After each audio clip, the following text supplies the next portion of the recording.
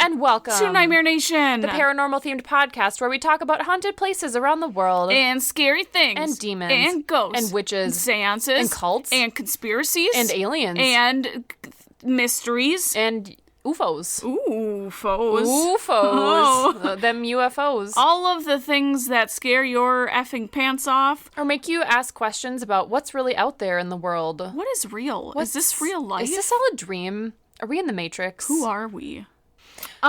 So, yeah, I don't know. If it makes us. you think real hard, we want to talk about it. So that's why we're here. Why are you here? What are you doing here? What are you listening to us for? Go do something more productive. Actually, please keep listening to us. Thank you. Stay here. Or do listen to us while you're doing something productive. Yeah. I've been so into my audiobook while I like cleaning and doing things around the house. It's the best because I finally got wireless headphones and it makes it so much easier. Look at you, fancy pants. I know. It really is a game changer. I have finally gotten Ben hooked on The Office Ladies. Oh, is that the podcast about Angela the people? and Pam? Yeah. Who talk about, they go over every single episode and like they go over the plot and like backstories and things you didn't really know behind about. The scenes stuff. Yeah, all that good shit. Fucking the best thing ever. And I have I'm just so more appreciative of the show and now that I know all like the little tidbits that are going on. Yeah.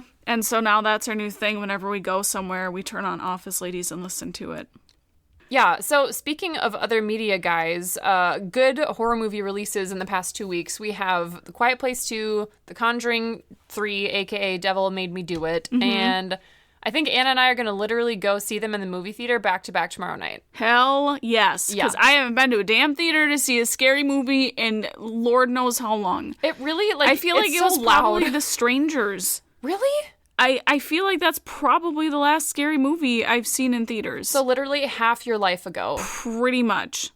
Because everything else I've just like watched on Netflix or Amazon. Yeah, we've seen a couple. I saw the Vivitch. The Vivitch. In theaters. I saw, I don't know, usually if there's like a good big screen, like It we saw in theaters. If there's like a big kind of franchise one that we feel like is worth seeing in the theaters, we'll go do it. Otherwise, we'll just wait to stream it. But yeah, I couldn't. Yeah.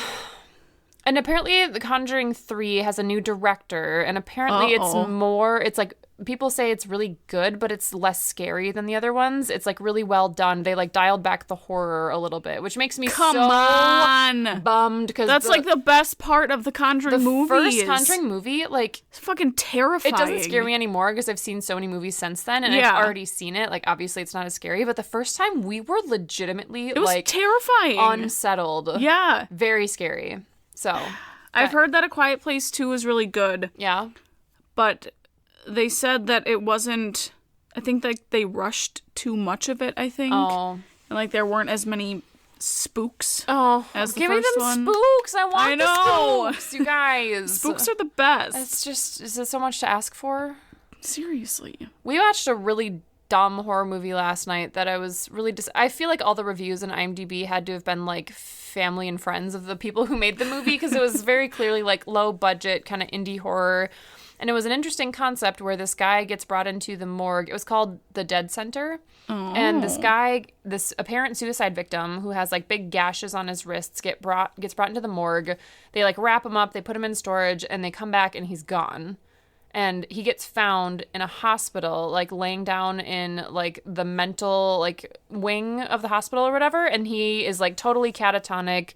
He doesn't remember who he is or where he's from. He's unresponsive. And we find out that he's like possessed by this force that like he refers to as the mouth of evil. And he basically, spoilers, he like gets taken over by this force like every once in a while, and it goes up to people and he opens his mouth really wide in their face, and then they open their mouth really wide and they get mouthed. And then they die. They get mouthed. And they die. Like, literally, that's the only way to describe it. He, like, opens his mouth really wide, and then they're like, and it's, like, going in their face. And then they die a few hours later with their mouth wide open. And it turns out, like, this guy's, like, doing all the research, and he's looking into, like, all these other cases of all these mass deaths that are unexplained all around the world, like, throughout time, where everyone's found with their mouths wide open, and no one knows why they died. And, like, they all got freaking mouthed. What a way to die. And there's this literal, like, a whole... There's a doctor at the psych ward that's, like, treating this patient, and he's trying to uncover what's going on, and people in the hospital are, like, dying with their mouths wide open, and it looks kind of stupid. And it's like, everyone dies the exact same way, and you know exactly what's going to happen. I'm like, he's going to open his mouth, and they're going to die. Like, there's literally no suspense, because you know exactly how everyone's going to die every time. But then there's this medical examiner who's trying to hunt down the lost body from the morgue who didn't realize that he ended up at the hospital. So there's like two kind of plots going on. Oh. Well, the medical examiner finally like tracks down who the guy was because he was like a John Doe. He didn't have any identification or anything. He finally hunts him down and comes to his house where the guy has fled from the hospital and has killed his family at the house with his mouthness. And the medical examiner shows up and then just dies immediately. Oh? Did he get mouthed? Yeah, he got mouthed. And like literally, what if his entire plot had been written out of the movie, not a single thing would have changed other than there would have been one less dead body in the house at the end. Like, that's literally, so dumb. He's like, you're following him the whole movie, and he's like uncovering all these clues. And think that maybe he's gonna get something. Yeah, and then he just shows up and gets killed immediately, and it's off camera nonetheless. Like, you don't even see dumb. it happen. And I'm like, what? Why are you a character in this movie? That's stupid. It's so sounds stupid. terrible. It just like we just were like laughing by the end because everyone was just like with their mouths wide dying open, with their mouths. And it's just like what? I don't know. It was so dumb. It's like the premise sounded really interesting. It's like, oh, like suicide victim, body disappears from the morgue, and now he's like doesn't remember who he is. Like that sounds interesting. Yeah. No, it was dumb. Okay. Stupid. Guess what I watched last week? What? Hocus Pocus. Of course you did. When was the last time you watched it before last week? Has it been like a solid month? It has. It's been a couple months. All right. So I just needed to watch it. I mean, I think we watch Ratatouille probably 3 times a week, so... I don't think I've ever watched that movie. Oh my god, it's the best! It's a little rat that wants to learn how to cook. Oh, it's so cute! I just love it. Little babes. Little baby. But other than that movie, that's all I've watched, because my TV's still off. Yeah. So, this is, thanks for allowing us to take our Memorial Day, Memorial Day vacation. I'm like, wait, is that the right one? It was a perfect weekend getaway. It was fucking cold where I went camping. Yep. Fucking and now Thursday, it's 9 billion degrees. I know. Thursday it rained all day. It got down to 28 degrees up in Wisconsin. Oh my god, are you serious? It snowed in Eau Claire. Shit. Yeah. Wow. It almost snowed. Rugged camping. Yeah. Dang. It was fucking freezing, and then it started to warm up as the weekend went on, so it was beautiful at my parents' cabin. It was like 65 degrees and sunny every day. Well, it was phenomenal. That's dumb. And now it's like 9 billion degrees in Minnesota. It's so fucking hot right now. It's so hot right now. It's the worst. But yeah, so now that we're done with our little break, we're going back with part two of like mystery, unsolved mystery, segment. Known super mysteries. Yeah, super mysteries. Super mysteries. I like that. So Anna's gonna talk today. It's my turn to talk. I don't think I'm mentally prepared to talk for like 45 minutes. You're gonna be cool. Cool. I'm gonna be so cool. I meant to say great, and it came out cool. Cool. So you're gonna be cool. I'm gonna be so cool, right, guys. I'm cool. Let's hear you be cool. So cool. I'm ready to listen. Guess where we're going? To a place that's named after a shape. We're going down to Florida. Square town. Ish. The Keys. No, it's not a square. The Ocean. Mm-hmm. To the Bermuda Triangle. I'm so excited. Here it is, the moment you have all been waiting for. Have you seen the movie Triangle, by the way? No. Or The Triangle? The Triangle. It's like sort of about the Bermuda Triangle, but it's a really interesting like horror mystery. It's not like scary, but it's very creepy and super interesting. Really, really good. I'm gonna have to go look at that. I would recommend it. I think it's from like 2008 or something. It's very good. I'm gonna go take a little look-see. Yeah. Huh? Pretty great. Perfect. So the Bermuda, I'm gonna struggle with that tonight. So just be prepared. Just call it the BT. The BT. Okay. I have been fascinated with this thing since probably middle school. I've watched every television show on this subject. I've watched all Unsolved Mysteries on this subject. It's just ridiculous. I'm amazed you haven't seen the literal horror movie about this subject. Yeah, no, I haven't. You should and that's watch ridiculous. It's good. So, the Bermuda Triangle, also known as the Devil's Triangle, is a loosely defined region in the western part of the North Atlantic Ocean where a number of aircraft and ships are said to have disappeared under mysterious circumstances. The Bermuda Triangle is the most heavily traveled shipping lane in the world, and ships frequently pass through from the Americas, Europe, and the Caribbean. Cruise ships and pleasure crafts regularly sail. Thought you might get a kick out of that. I know they just mean boats, but what a weird way to say that. A pleasure craft. I'm picturing a freaking Hugh Hefner love boat with a bunch of house bunnies, a giant orgy the whole time. Yeah, and lots of booze. My kind Welcome of party. To the pleasure craft. So those regularly sail through the region, and commercial and private aircrafts routinely fly over it as well. Popular culture has attributed various disappearances to the paranormal or activities being extraterrestrial. Ooh. The earliest suggestion of unusual disappearance in the Bermuda area appeared in a 1950s article in the Miami Herald. Then 2 years later, in Fate magazine, a short article by George Sand covered the loss of several planes and ships, including the loss of Flight 19, which is a group of 5 U.S. Navy Grumman. Grumman? A group of 5 U.S. Navy Grumman TBM Avenger torpedo bombers. What? Wow. So if you know what that is, let us know. Well, it's a lot of things. Is it a airplane? Aircraft? A pleasure craft? A pleasure craft. Props not with the Navy. There's nothing sexier than bomber planes. So sexy. They're really great for orgies. Mile High Club. Oh my god. So they were on a training mission. Yeah, learning how to do orgies. Just training how to do them orgies, guys. Yep. So that's what they do in the Navy. It's a science, you guys. It's more complicated than you think. Yeah. So, the article in the Fate magazine was the first to lay out the triangle area where the losses took place. Over the years, there were many more articles that were written regarding Flight 19 and mysterious disappearances of other ships and flights. So some of the most notable incidents that have happened in the Bermuda Triangle. One is the USS Cyclops. Ooh. So the incident resulted in the single largest loss of life in the history of the U.S. Navy, not related to combat. Oh, shit. Uh-huh. Wow. Yeah. I thought that was pretty neat, yeah, I guess. I mean, because I feel like there's always some weird ocean liner accident type thing where people die outside of combat on a somewhat regular basis. So that's crazy that's the largest one. Mm-hmm. Happened in the Triangle. It happened. Ugh. So the Cyclops was carrying a full load of manganese ore and with one engine out of action.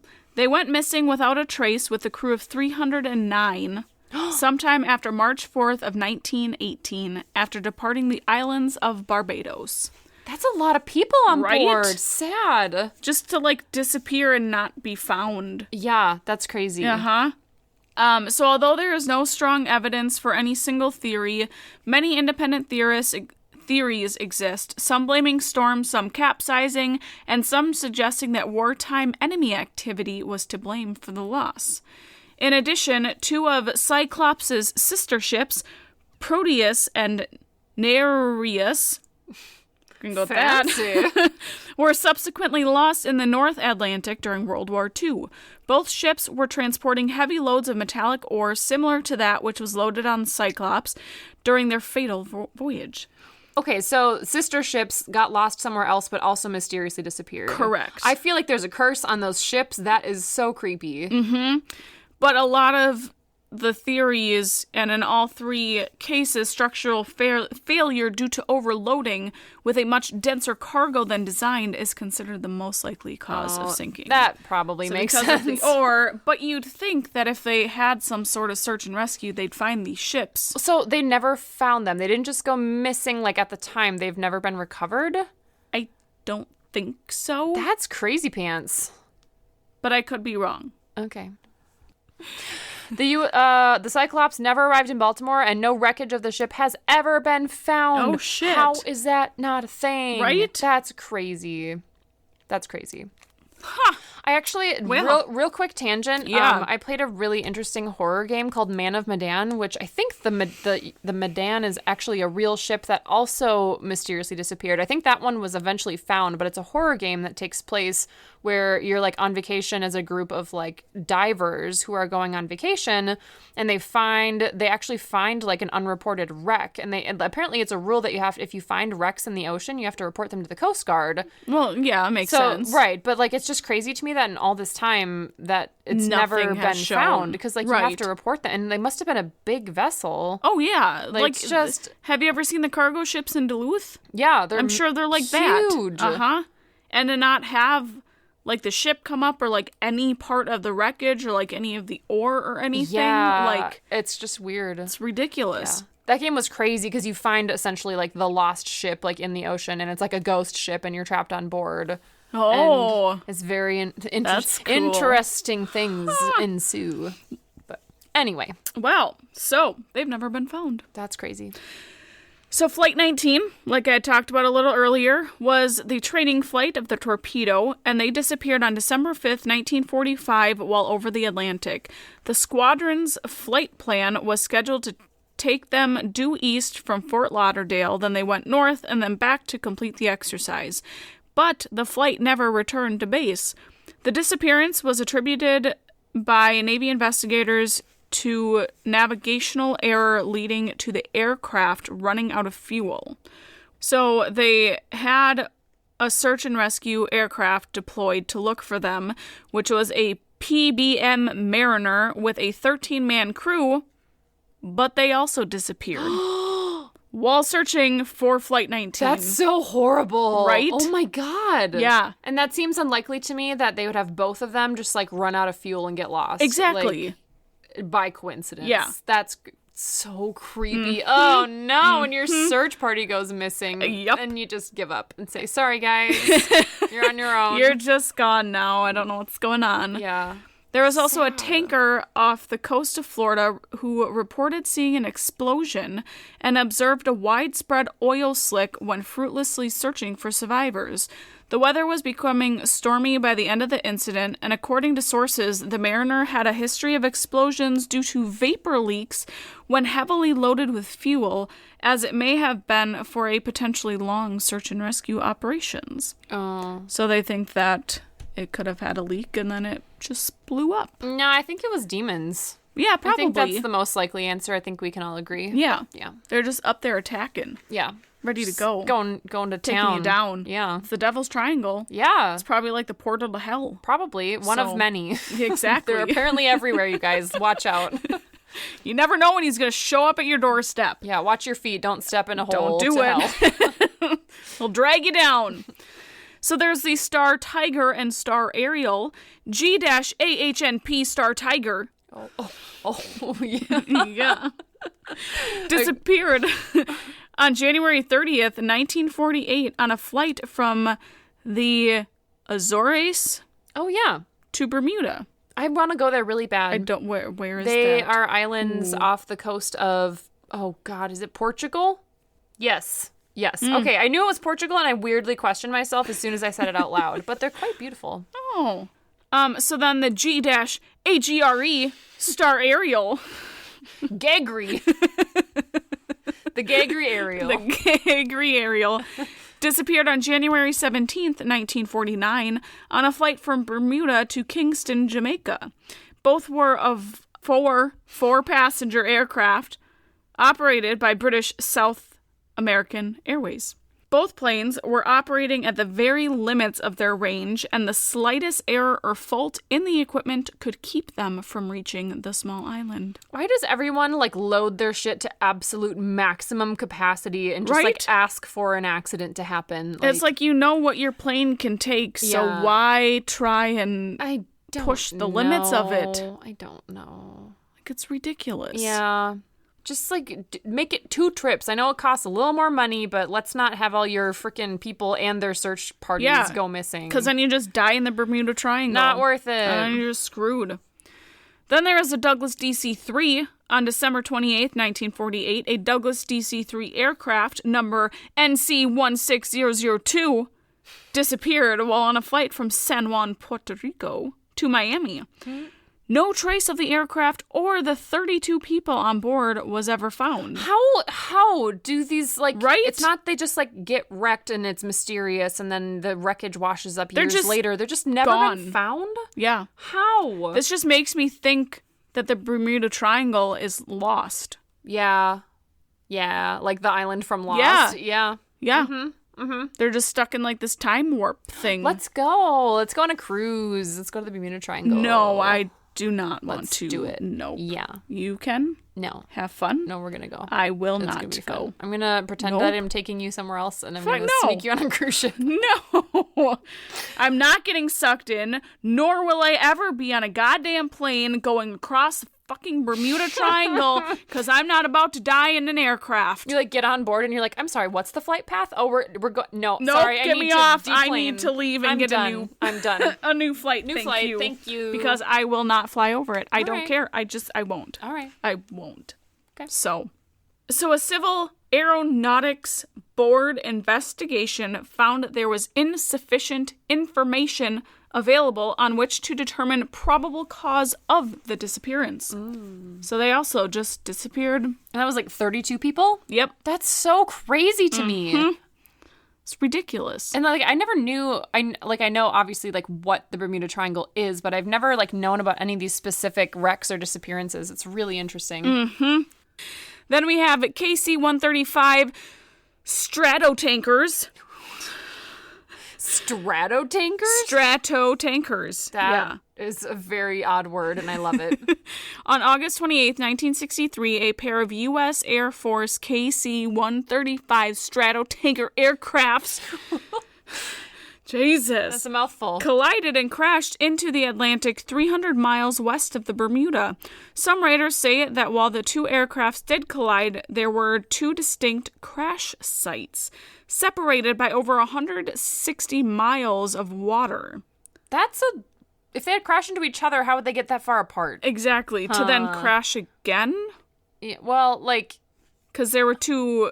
Well, I could see where if they, like, blasted into each other and, like, did enough damage, then you then kind of, like, flew for a little... Yeah, you go out and then in. Yeah. Right. But 160 miles... Right. And if you're crashing together, it would be a pretty quick, like, maybe a mile at least before you're crashing into the ocean. That's what I'm thinking. I'm like, yeah, well, they might be separate, but not by 160 miles. Yeah, it's a little aggressive. However... Research showed that the unclassified version of the Air Force investigation report revealed that the debris field defining the second crash site, in quotes, was examined by a search and rescue ship and found to be a mass of seaweed and driftwood tangled in an old bayou. Wait, so they're saying it wasn't actually the ship and that it was a giant... They're saying that the plane, not ship. That the debris field at the second crash site wasn't actually a second crash site. It was just driftwood and seaweed. What? But I feel like you should be able to distinguish it if you're in a search and rescue team. How do you, like, misidentify a plane crash? I mean... With seaweed and driftwood. Couldn't you just go up and look at it and be like, oh, wait, it's wood? Like, right. How do you... Unless they only saw it from a distance? Like, I don't... But you'd think that they'd still have to go down to look at it to and to be able to report it. Like, they obviously reported it. Yeah. Someone's covering something up. So, I can put this link on our Facebook page, but there is literally a list of aircraft incidents. Oh, jeez. of incidents at sea, starting back in fucking 1492 with Christopher Columbus. Jesus. He and the crew reported a sighting of unknown light just days before landing at Guanahani. Aliens, UFO. Yep. Definitely. It's where they come in. Yep. It's where they pop out of the ocean. And it's where they get you. Yep. So there's all sorts of fucking ships. Yeah. There's incidents on land. Oh. So there's just a nice whole list of them, and I'm not going to go through them because I'd be talking to you for fucking days. All right. So.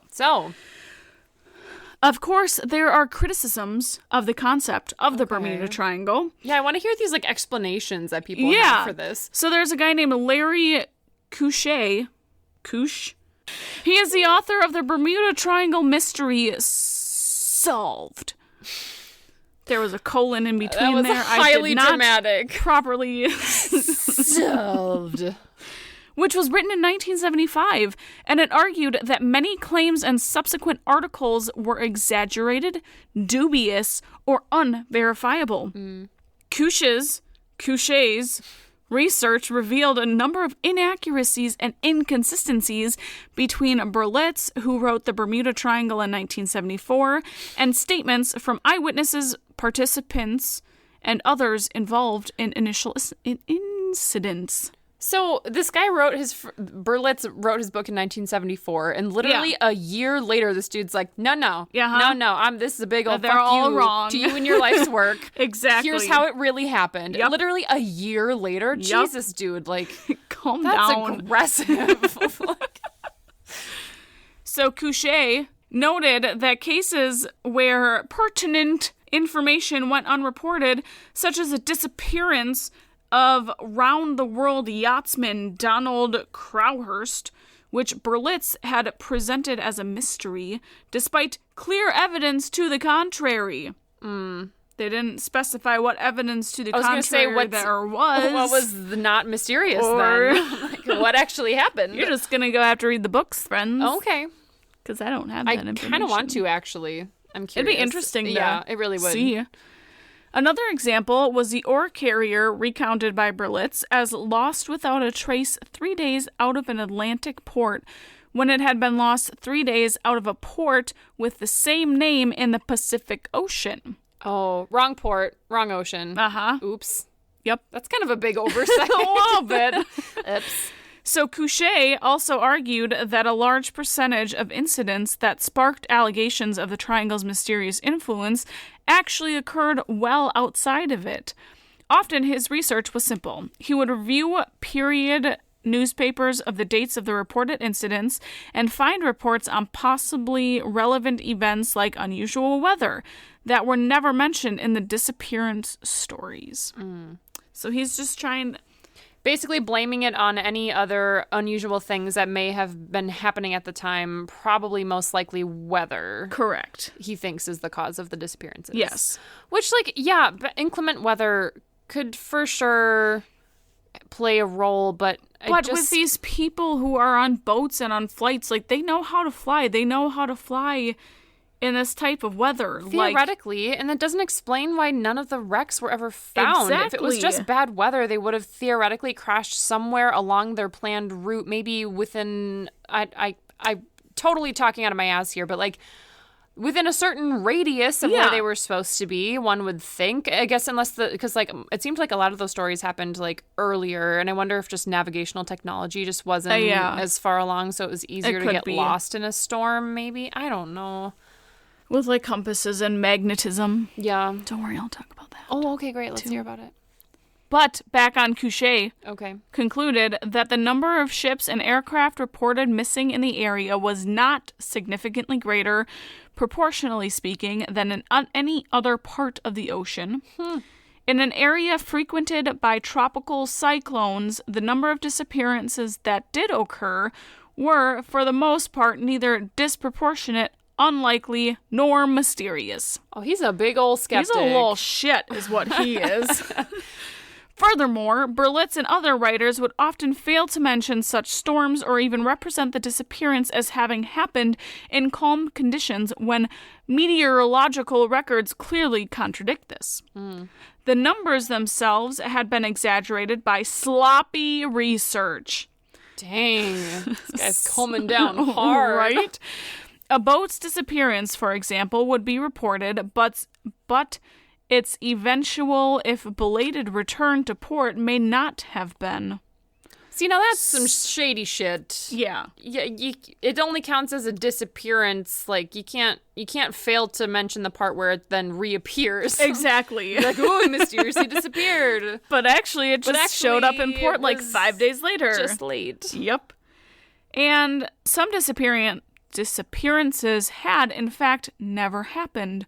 One plane crash was said to have taken place in 1937 off Daytona Beach, Florida, in front of hundreds of witnesses. A check of the local papers revealed nothing. Which that doesn't really that's not mean proof. Anything. It's suspect, but yeah, it's maybe there was something else big going on that day, and they didn't report on it. I mean, and if it's USOs, Jesus.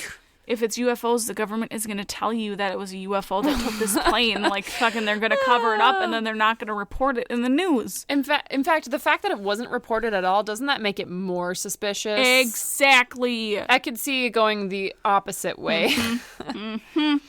In my audiobook of It that I'm listening to, that happens a lot in the town where It lives, is like all these horrible things happen, and they're recounted by like eyewitnesses who saw it like dozens of years later, but it's like, oh, there's actually no record of it ever being reported in the newspaper, and that's part of the weirdness of the town, is like these horrible things happen and like no one notices. And I don't know why I started talking about that, but it made me think of like it could be just one of those weird things where it happened and then it never got reported for some reason or another. Exactly. Like conspiracy. There's a demon clown named It that covered it up. Yeah, he could have. Yeah. You never know. Well, I guess his name is Pennywise. Pennywise did it. But yeah. He's in charge of the Bermuda Triangle. Solved it. Bermuda Triangle. Pennywise the dancing clown is responsible for all the shit in the Bermuda Triangle. He's just a crafty little bitch. He left Maine and hung out in the ocean. Just went for a little swim. That is my theory, and I'm sticking to it. There we go. It sounds perfect. So the legend of the Bermuda Triangle is a manufactured mystery perpetuated by writers who either purposely or unknowingly made use of misconceptions, faulty reasoning, and sensationalism. Oh, according this to guy Koosh is just a little fucking butthurt right yeah, now. I mean, but if what he's saying, I mean, if his research was accurate and true, then it does raise a lot of questions. Oh, absolutely. So I can, if he's right, but he's very aggressive. Yep. So we have other explanations, which I know some explanations as well from just watching multiple shows. Oh, okay. So I'm going to go through these and then talk about mine. So there are paranormal explanations. Triangle writers have used a number of supernatural concepts to explain the events. One explanation pins the blame on leftover technology from the mythical lost continent of Atlantis. Shut the front door. What? What?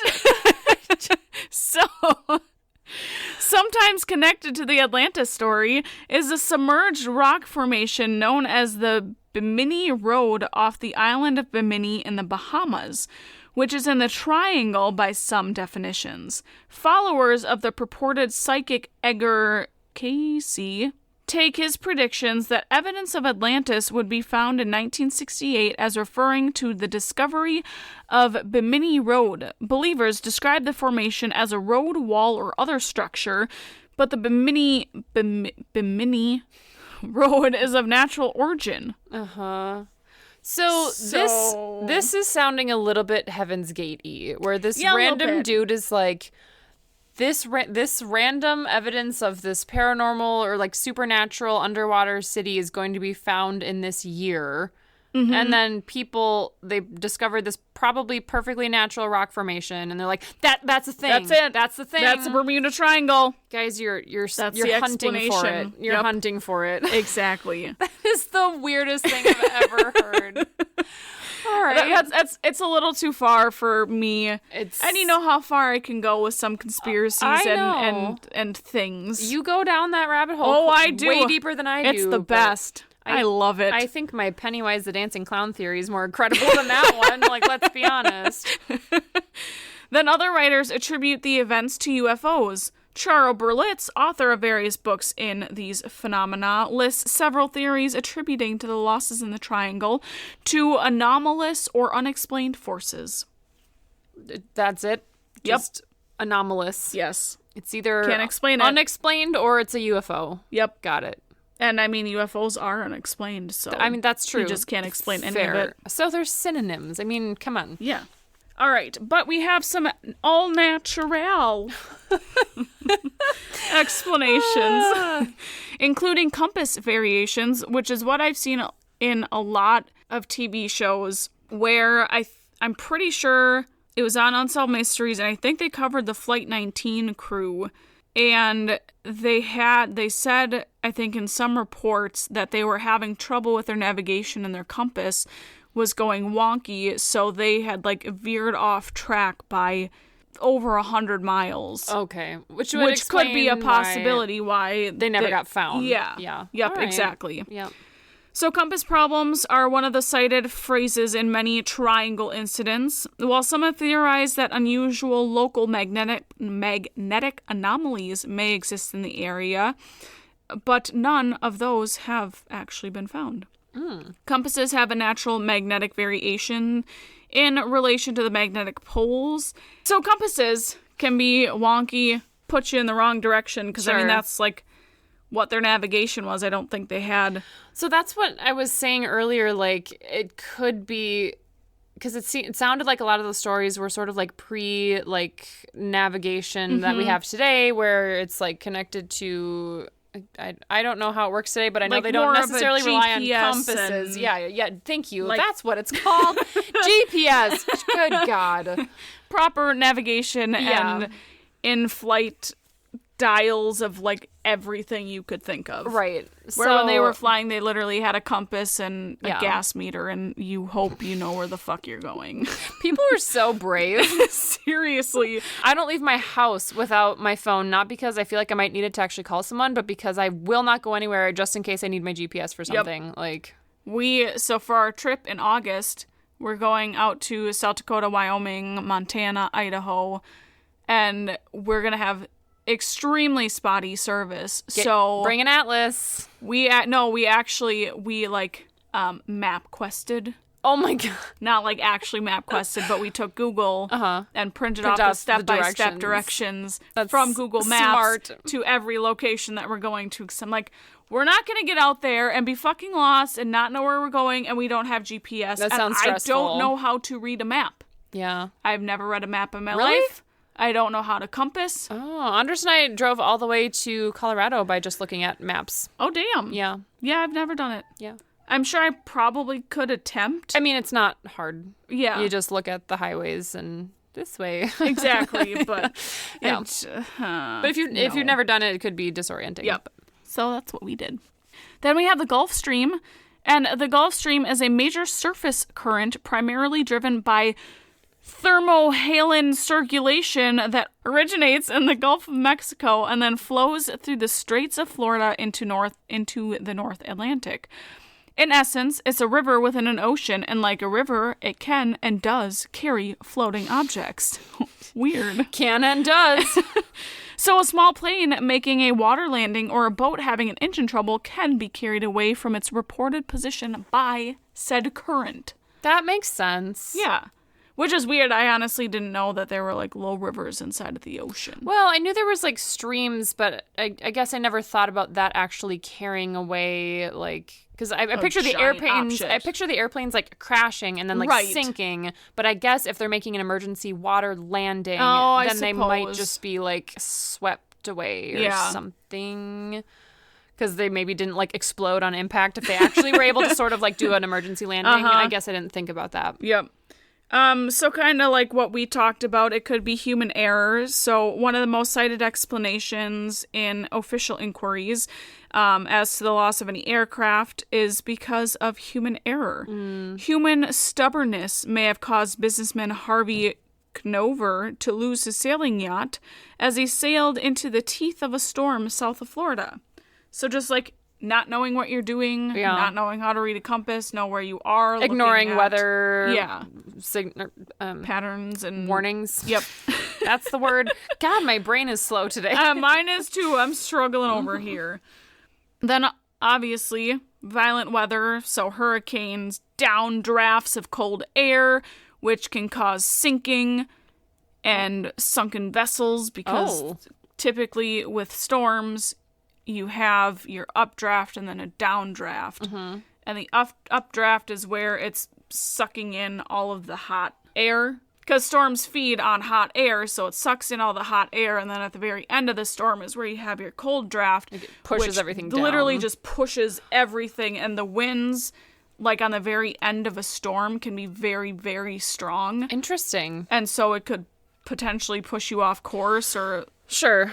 Like, everything could just be terrible. And, you know, hurricanes are fucking hurricanes. Yeah. They'll just push you away. They don't really care about your navigational goals. They're just gonna take you over. Yeah.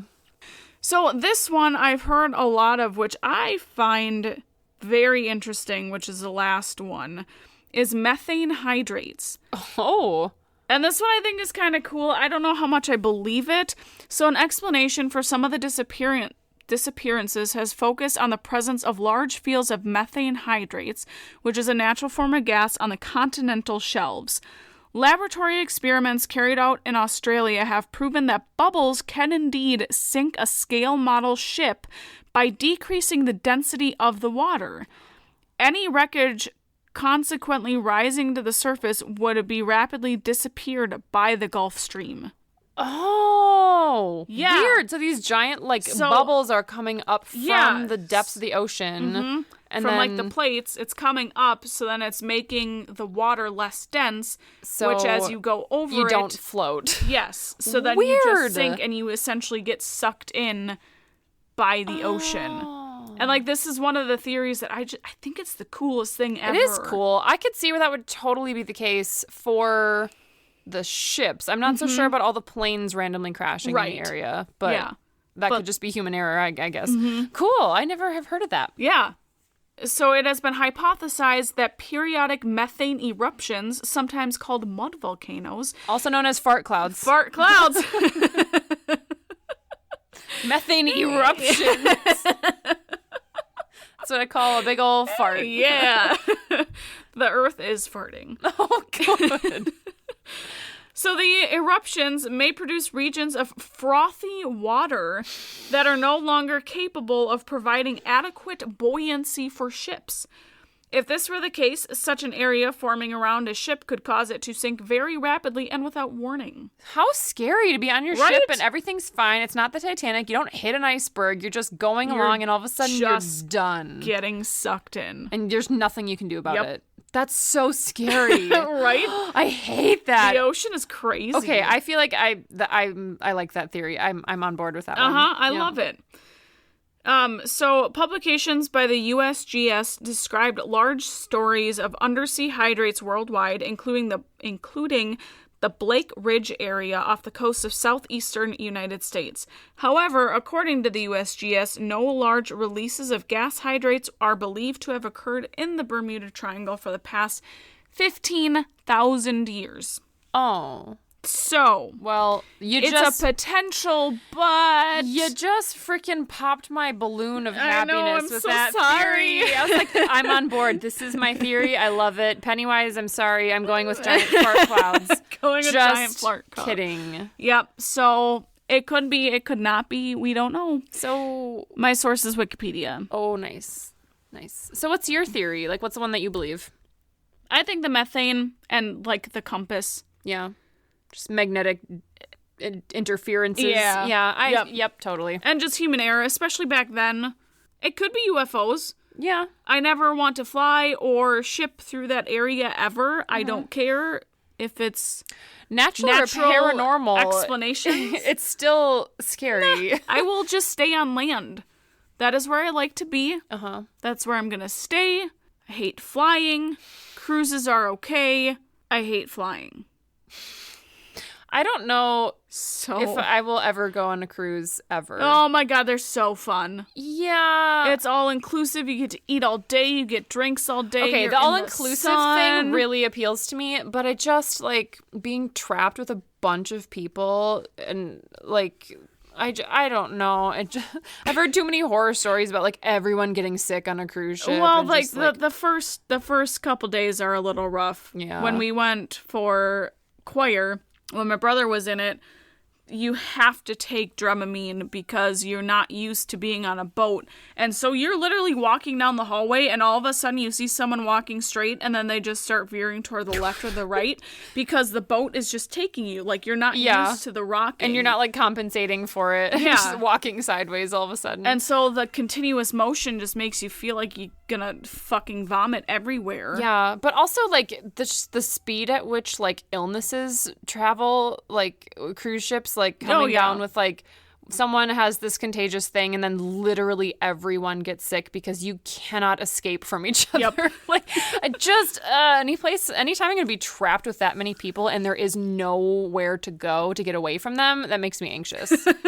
So I'm also anxious about airplanes, but, like, a cruise is like a week-long, like, airplane ride in my mind. Yeah, but you get ports. Yeah, like, you get true. to get off for a couple days and get away from people. Yeah. Well... So that's the Bermuda Triangle, friends. Nice. I could have gone into more detail, more conspiracy theories, more everything, but that's for, like, another 5 episodes. Yeah, same with me and Sasquatch. Like, literally could have gone on for probably another 7 hours. Yes. At a minimum. Yep. So that's just kind of, you know, the overview of the Bermuda Triangle. I learned so much. I know. Thank you. That's so fun. So before we transition into our final craft cocktail cult segment, I have a story. It's been a hot minute since we've had a story, and I have one, and this came courtesy of someone in my book club. I'm so excited! Who recently went on a road trip in the South, and she went to a couple of different cities, and one of her cities that she went to was Savannah, Georgia. Savannah, Georgia! Anna's most favorite city in all of the South. Savannah! And she went there, and I think she stayed there for like a week or something. And she told me the story at our last book club, and I asked her if I could share it, and she said yes. So here we go. She was staying at an Airbnb, and she explained a little bit about the history of Savannah, and I think I'm going to probably misremember this, but she said it was something to do with, like, when the city was first built, they didn't plan for, like, adequate, like, burial space, and the city grew so quickly. Like, there was a big, I think it was yellow fever or some illness, like, swept through and totally, like, decimated the area, and they had so many bodies that they didn't have anywhere to, like, put, they were just, like, burying them wherever they could find room. And then because the city needed to expand and it wasn't, like, planned very well, they just had to, like, build on top of all of these graves.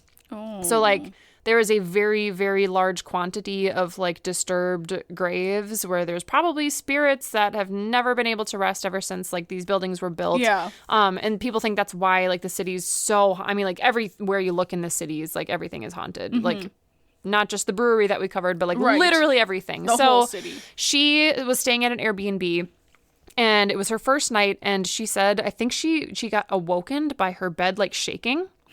And it just, like, shook, like, a little bit at first. It was enough to, like, wake her up, and she thought maybe she just was, like, having a dream or something, and it was kind of weird, and she tried to go back to sleep, and it started shaking again. Fuck! And it kept happening, and it kept happening for longer and harder, and it happened, I can't remember how long she said it happened, but, like, that whole first night, she eventually, like, got so freaked out that she turned her light on and, like, couldn't fall back to sleep.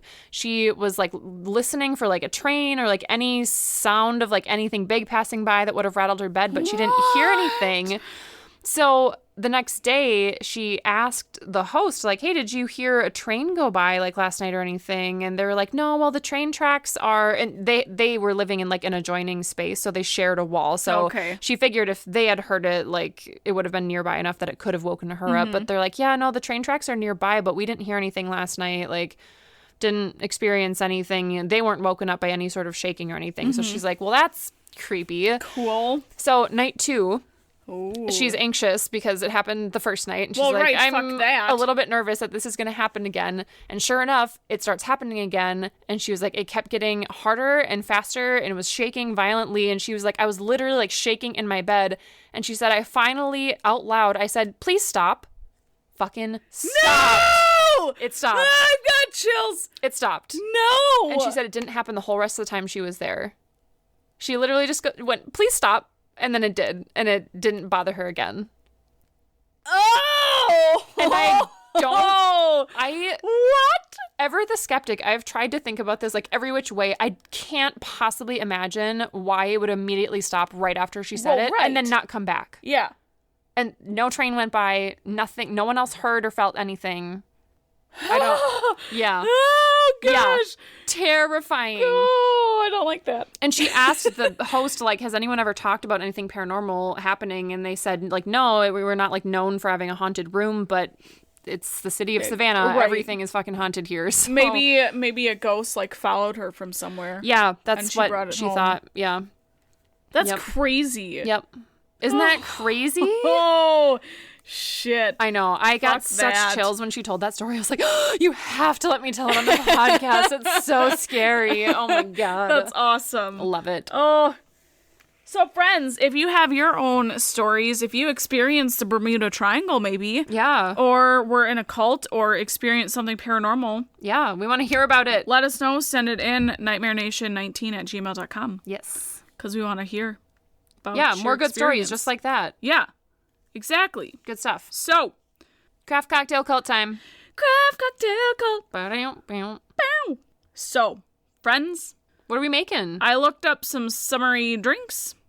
We're going to make you a summer breeze cocktail, courtesy of the Spruce Eats. I love the Spruce Eats. They just have everything. They have such good recipes. Yeah, I love it's them. just the best. So, this is a refreshing, easy, and a great way to enjoy whiskey on warm days. Delicious. This summer breeze cocktail has it all.